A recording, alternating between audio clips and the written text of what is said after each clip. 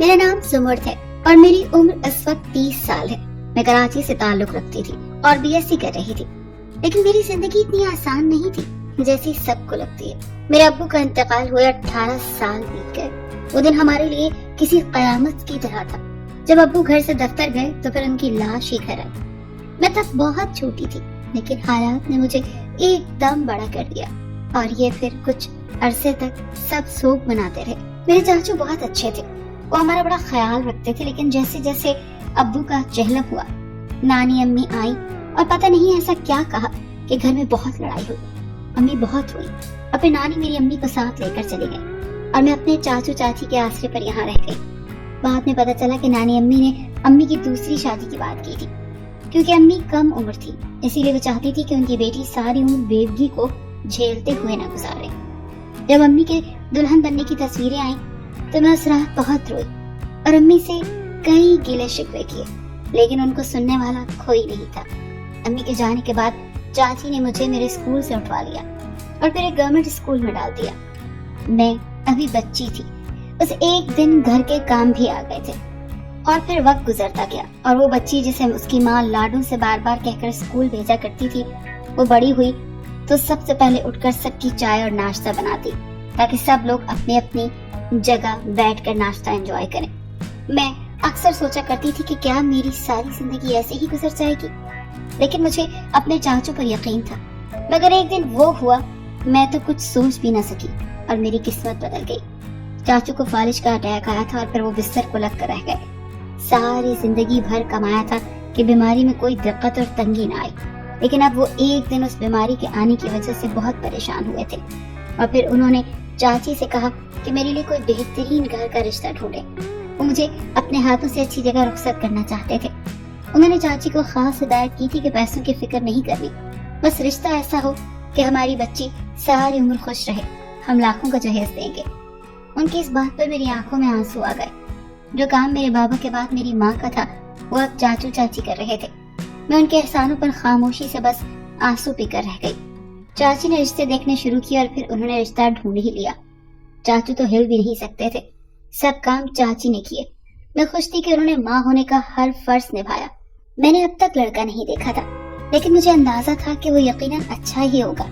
میں بھی پڑھی لکھی اور خوبصورت تھی اور ایک اچھے گھرانے سے تھی، اس لیے مجھے پوری امید تھی کہ میرا ہمسفر بھی میرے جیسا ہو۔ میں نے کئی خواب بننے شروع کر دیے اور پھر چاچی نے جہیز بنانا شروع کیا۔ جیسا چاچو چاہتے تھے ویسا نہ صحیح، لیکن میرے لیے ان کا خلوص اور پیار ہی بہت تھا، اس لیے میں تھوڑے اور سستے سامان پر بھی بہت خوش تھی۔ اور پھر میری رخصتی کا دن آ گیا۔ مہندی کی رات نہ جانے کیسے چاچو کی طبیعت خراب ہو گئی۔ ڈاکٹر نے کہا کہ کچھ غلط کھایا ہے۔ اس بات پر ہم سب حیران ہوئے، کیونکہ چاچو صرف وہی پرہیزی کھانا کھاتے تھے جو چاچی بناتی تھی، لیکن اب کیا کر سکتے تھے۔ چاچو کو اسپتال میں ایڈمٹ کر لیا گیا۔ میں چاچو کی دعاؤں کے سائے میں رخصت ہونا چاہتی تھی، لیکن اب گھر آئی بارات کو واپس لوٹایا نہیں جا سکتا تھا، اسی لیے سب فرائض چاچی نے سر انجام دیے۔ نکاح ہوا تو مجھے چاچو اور ابو کی بہت یاد آئی۔ میں امی سے بھی ملنا چاہتی تھی، لیکن وہ نہیں آئی۔ نکاح کے بعد جب مجھے دلہے کے ساتھ بٹھانے کے لیے لے جایا گیا تو تب میرے پیروں تلے سے زمین نکل گئی، کیونکہ یہاں سب کچھ اس کے برعکس تھا جو میں نے سوچا تھا۔ وہ کوئی 30 سال کا مرد تھا، شکل و صورت تو گزارے لائق تھی، لیکن انداز اور اطوار سے صاف واضح تھا کہ وہ کوئی پڑھا لکھا لڑکا نہیں تھا۔ بارات کے ساتھ آئے لوگوں میں سے بھی کوئی خاص مہذب نہیں لگ رہا تھا۔ وہ سب ندیدوں کی طرح کھانے پر ٹوٹ پڑے تھے۔ انہیں دیکھ کر مجھے احساس ہوا کہ آخر چاچی مجھے اچھی جگہ کیسے بھیج سکتی تھی۔ انہیں میرے ساتھ یہی کرنا تھا۔ وہ ہمیشہ مجھ سے نفرت کرتی آئی تھی اور آج انہوں نے ساری نفرت سود سمیت واپس لوٹا دی تھی۔ چاچی کے چہرے پر ایک مکرو مسکراہٹ تھی۔ میں پہلی دفعہ شکر ادا کر رہی تھی کہ چاچو نہیں آئے، ورنہ یہ سب دیکھ کر یا تو شادی نہ ہونے دیتے یا پھر وہ یہ بات دل پر لے جاتے۔ میں نہیں چاہتی تھی کہ چاچو کی صحت پر کوئی برا اثر پڑے، اسی لیے خاموش ہو گئی۔ جب میری ماں کو ہی میری فکر نہیں تھی تو میں یہ کیسے سوچ رہی تھی کہ کوئی غیر میرے لیے اچھا سوچے گا۔ میں اپنی قسمت کو روتی جمشید کے ساتھ رخصت ہو کر آ گئی۔ اور پھر مجھے ایک اور جھٹکا لگا جب بارات 6-7 گھنٹے کا سفر طے کر کے منزل پر پہنچی۔ یہ تو ایک کچا سا گاؤں تھا جس کے اکثر گھروں کی دیواریں بھی اب تک پکی نہیں تھی۔ یہ سب دیکھ کر مجھے ایک بار پھر سخت رونا آیا۔ اور پھر وقت گزرتا گیا اور میں نے وہاں رہنے پر اپنے دل کو کئی دلیلیں دی क्योंकि मेरे पास तो और कोई रास्ता ही नहीं था। एक दिन मैंने चुपके से अपनी सास की बातें चाची से होते हुए सुनी। तब मुझे एक और काली हकीकत का इंकशाफ हुआ। मेरी शादी की रात चाची को बदहज़मी नहीं हुई थी, बल्कि चाची ने जानबूझकर उनके खाने में कुछ ऐसा मिलाया था कि उनकी तबीयत बिगड़ जाए, ताकि वो शादी में शिरकत न कर सकें। ये बात सुनकर मुझे बहुत अफसोस हुआ था। मजीद कुछ वक्त गुजरा तो मैं उम्मीद से हो गई। मेरी सास को भरपूर यकीन था कि मेरे यहाँ बेटा ही होगा। मैंने जब वजह पूछी तो उन्होंने बताया कि उनके खानदान में आज तक किसी भी औरत की पहली औलाद कभी बेटी नहीं हुई, बल्कि पहले 3 बेटे होते हैं फिर बेटी होती है। मैं ये सुनकर काफी हैरान हुई, लेकिन जब से मैं ब्याह कर आई थी मैंने आज तक यहाँ किसी की भी बेटी होते नहीं देखी थी। इन 4 महीनों में सबके यहाँ ही बस बेटे हुए थे, जो देखकर मैं बहुत हैरान हुई। आहिस्ता आहिस्ता वक्त गुजरता गया और फिर जब मेरी डिलीवरी हुई तो मैंने एक बेटी को जन्म दिया।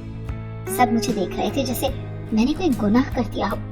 मुझे अच्छा नहीं लगा था, क्योंकि मेरा मानना था कि बेटी तो रब की रहमत है, इसकी पैदाइश पर ऐसे मायूस होना कहाँ की इंसानियत है। लेकिन ये बात पूरे खानदान को कौन समझाता। मेरा शौहर भी खामोश था, उसने कोई बात भी नहीं की और सबकी तरह बस मुझे ऐसे देखता रहा जैसे मुझसे कोई गुनाह कबीरा हो गया है। मैं बस यही सोचती रही कि बेटी का हो जाना आज के दौर में भी इतना गलत क्यों माना जाता है। अब मुझ पर जिंदगी मजीद तंग हो गई। सबकी नजरों में मैं मुजरिम बनकर उस घर में रहना मेरे लिए कतई आसान नहीं था। अब तो घर में कोई मुझसे खाना तक पूछने का भी रवादार नहीं था। कोई भी मेरी बेटी को हाथ तक नहीं लगाता था। मैं घर का सारा काम करती और अनीसा बड़ी रोती रहती, लेकिन किसी को भी कोई फर्क नहीं पड़ता। अब तो ये हालात हो गए थे कि अम्मी मेरे शौहर शाहिद की दूसरी शादी करवाने के दर पर आ गई थी। मैं हैरान थी कि अभी तो पहली ही औलाद है और शादी को 1 ही साल हुआ है, फिर एकदम ऐसी जल्दी क्यों बच गई है। कुछ वक्त मजीद गुजरा था। मुझे आहिस्ता आहिस्ता पता लगने लगा था कि वो लोग कुछ पुराने जमाने थे, इसलिए उनकी सोच ऐसी हो गई थी। उनके लिए अपनी नस्ल मतलब बेटा ही सबसे अहम था। अब मैं भी उन सब के साथ हाँ में हाँ मिलाने लगी थी। मुझे पता लगा कि मैं एक बार फिर उम्मीद से हूँ। अब मैं उम्मीद से हुई कि मेरी सास मुझे एक आमिल के पास लेकर गई। मैंने सोचा कि शायद वो कभी कोई तावीज वगैरह देगा और मामला रफा दफा हो जाएगा, लेकिन ऐसा कुछ नहीं हुआ। उस बाबा ने अब अलग अलग अमल बताने शुरू किए। सारी रात जागकर एक टांग पर खड़ा होना या फिर कच्ची शिमला खानी। मैंने सोचा कि शायद अब अम्मी को अकल आ जाए और वो उस ढोंगी बाबा की बातों पर ध्यान देने के बजाय उनकी बेइज्जती कर दे, क्योंकि उनकी बातों से साफ जाहिर था कि ये जहालत है और वो बाबा भी मुझे कुछ ठीक नहीं लग रहा था। मैं बिल्कुल खामोश रही और फिर अम्मी के कुछ भी बोलने का इंतजार कर रही थी, लेकिन वो जब बोली तो मैं हैरान रह गई। उन्होंने बहुत ही अकीदत से उस आमिल से बात की और फिर उन्होंने इतनी ही अकीदत से बाबाजी से कहा कि मेरी बहू तो सब कर लेगी, लेकिन होना बेटा ही चाहिए। वो बाबा जी बहुत ही पुरएतमाद लहजे में कह रहे थे, हाँ हाँ बेटा ही होगा। मुझे ये बात काफी अजीब सी लगी थी, क्योंकि जो बात दुनिया के बड़े बड़े माहिरीन नहीं कह सकते थे कि किस दवाई से बेटा होगा, वो ये बाबा जी कच्ची शिमला मिर्च खाने से कह रहे थे। मैं सुकून से घर आ गई और फिर अपने शौहर के आने का इंतजार करने लगी। आज मैंने सोच लिया था कि जो भी हो जाए मैं जमशेद का दिल जीत कर ही रहूंगी। मैंने जमशेद की पसंद का खाना बनाया और फिर अच्छे से कपड़े पहनकर उनके आने का इंतजार करने लगी। मैंने आज जशाल को भी पहले ही सुला दिया था कि कहीं उसे देखकर जमशेद का मूड ना खराब हो जाए, लेकिन उस रात भी न जाने ऐसा क्या हुआ कि जमशेद फौरन सो गए। मैं बहुत मायूस हुई और फिर मेरी सास मुझे कच्ची शिमला खिलानी शुरू कर दी और मैं सारा वजीफा करती रहती। तभी मैंने एक चीज देखी कि मैं तो रात में जाकर वजीफा करती हूँ, लेकिन ये अम्मी रात भर क्यों नहीं सोती, वो क्यों अपने बिस्तर पर बैठी रहती हैं। मैंने अब फैसला किया कि मैं देखूंगी कि आखिर ऐसा क्या है जो उन्हें रातों को सोने नहीं देता। एक दिन मैं वजीफा करने खड़ी हुई तो मैंने देखा कि जब अम्मी को तसल्ली हो गई तो वो अपने कमरे में चली गई। मैंने चुपके से उनके कमरे में झांका तो वो अपने बिस्तर पर बैठी कुछ कर रही थी। दूर से ज्यादा कुछ नजर नहीं आया, लेकिन मैं सिर्फ ये देखने में कामयाब हुई कि वो सुई धागे के साथ कुछ कर रही थी। मैंने देखने की काफी कोशिश की, लेकिन कामयाब न हो सकी। मेरे ज़हन में पहला ख्याल यही आया कि हो सकता है कि वो अपने आने वाले पोते के लिए कपड़े बना रही हो, क्योंकि वो बहुत ज्यादा पुरुम्मीद थी कि अब की बार पोता ही हो। लेकिन फिर ये रोज होने लगा। वो रोज कुछ न कुछ बनाती रहती, जिसे देखकर मुझे तजस्सुस होता कि आखिर ऐसा क्या है जो मुकम्मल ही नहीं हो रहा। और फिर एक दिन उस रात से पर्दा उठ ही गया।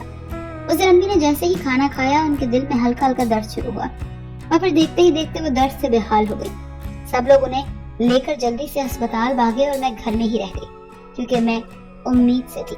मुझे अस्पताल से जमशेद की कॉल आई कि अम्मी का एक सूट इस्त्री कर दो, शायद 1-2 दिन उन्हें अस्पताल रहना पड़े। मैं अम्मी के कमरे में गई तो मेरी नजर वहाँ मौजूद उनके बिस्तर पर पड़ी। तभी मेरे जहन में आया कि आज तो मौका मिल गया, मुझे तो इससे फायदा उठाना चाहिए। मैं अम्मी के बिस्तर की तरफ बढ़ी तो वहाँ मौजूद चीजें देखकर मैं हैरान रह गई। मेरी सास रोज उस वक्त बैठकर गुड़िया बुनती थी और ये गुड़िया मैं अच्छे से जानती थी सिर्फ काले जादू में इस्तेमाल होती है, लेकिन इसका काम मेरी सास के कमरे में क्या था? इस बात ने मुझे बड़ा परेशान कर दिया और मैं खामोशी से अपने कमरे में आ गई। अब मैं सोच में रहती थी कि आखिर इस बात का जवाब कहाँ से लाऊं। यूं ही कुछ दिन मजीद गुजर गए और अम्मी घर आ गई थी। मैंने सोचा कि अब मैं उनसे पूछूंगी कि आखिर ये क्या था जो वो कर रही थी। और फिर एक दिन सारी की सारी हकीकत मेरी नजरों के सामने आ गई। अम्मी तैयार होकर घर से निकली थी। मैंने कहा कि मैं आपके साथ चलती हूँ या फिर जमशेद आपको छोड़ दें, लेकिन उन्होंने कहा कि नहीं, वो खुद जाएंगी। उनके ऐसे जाने से मुझे शक हुआ क्योंकि वो कभी भी ऐसे नहीं जाती थी। उनके निकलते ही मैं घर से निकली और उनका पीछा करने लगी, क्योंकि आज मुझे जानना था कि आखिर वो कर क्या रही है। मैं खामोशी से बिना आवाज के अपना कोई भी सुराग दिए बगैर उनका पीछा करने लगी और फिर वो एक जगह पर जाकर रुक गई। वो कोई मस्जिद थी, लेकिन हैरानी की बात ये थी कि वो बस दरवाजे पर ही खड़ी रही थी, अंदर नहीं गई और ना ही कहीं आगे। आधा घंटा गुजर गया। मैंने सोचा कि मैं वापस चली जाऊं क्योंकि काफी देर हो गई थी। अभी मैं वापस जाने के लिए मुड़ी ही थी कि मैंने किसी को आते देखा। गौरी जब करीब आई तो मैं हैरान ही रह गई क्योंकि वो मेरी चाची थी और फिर उन्होंने बातें करना शुरू की। बचपन तक के राजों से आज तक पर्दे उठना शुरू हुए थे। चाची हमेशा से ही काला जादू करती थी और इसी वजह से मेरे बाप की मौत हुई थी और अम्मी घर से चली गई थी। मैं नाबालिग थी, इसीलिए मुझ पर कुछ काम न किया और उन्होंने मेरी सास से भी यही कहा था कि ये लड़की मनहूस है, अगर तुम इस पर ये जादू नहीं करोगी तो कभी भी ये तुम्हारे खानदान को वारिस नहीं दे पाएगी। मैं ये सब सुनकर बहुत हैरान हुई थी कि आखिर वो मुझसे दुश्मनी में इतना आगे कैसे बढ़ गई कि उन्हें दुनिया में और आखिरत में किसी चीज की परवाह नहीं रही। अब मैंने सोचा कि इन दोनों को इनकी साजिश का फल तो मिलना चाहिए। मैंने जमशेद से कहा कि मैं अपने मायके वालों की दावत करना चाहती हूँ और उन्होंने मुझे इजाजत दे दी। मैंने सारा दिन सबका इंतजार किया और जब सब लोग आ गए तो मैंने खाना लाकर रखा। सब लोग हाथ धोकर खाने के लिए बैठ गए और जब उन्होंने ढक्कन उठाया तो हैरान रह गए। ट्रे में खाने के बजाय गुड़िया मौजूद थी। मैंने भी सबके साथ अनजान बनने का ड्रामा किया। तभी मेरी सास ने मेरी चाची को देखते हुए कहा कि तुम ये सब हम पर भी कर रही हो क्या? मैंने बस कहा था कि अपनी भतीजी पर करो, लेकिन तुम यहाँ भी बाज नहीं आई। तभी जवाब में चाची ने भी उन्हें कहा कि तुम मेरी वजह से नहीं कर रही, बल्कि तुम तो खुद चाहती थी कि तुम्हारी बहू के कदम खानदान में ना जम पाए, इसीलिए तुम बेटी होने का वजीफा कर रही थी। और फिर दोनों आपस में लड़ते लड़ते एक दूसरे का भेद खोलती गई और सब लोग हैरानी से उन्हें देखते रहे। चाचू ने उसी वक्त चाची को तलाक दे दी और जमशेद की भी आंखें इस वाक़े के बाद खुल गईं और वो मुझे और मेरे बच्चों को लेकर शहर आ गए। हम लोग आज तक अम्मी के घर वापस नहीं गए। उन्होंने जितनी भी साजिशें की वो लोग अब उसका सिला भुगत रहे हैं।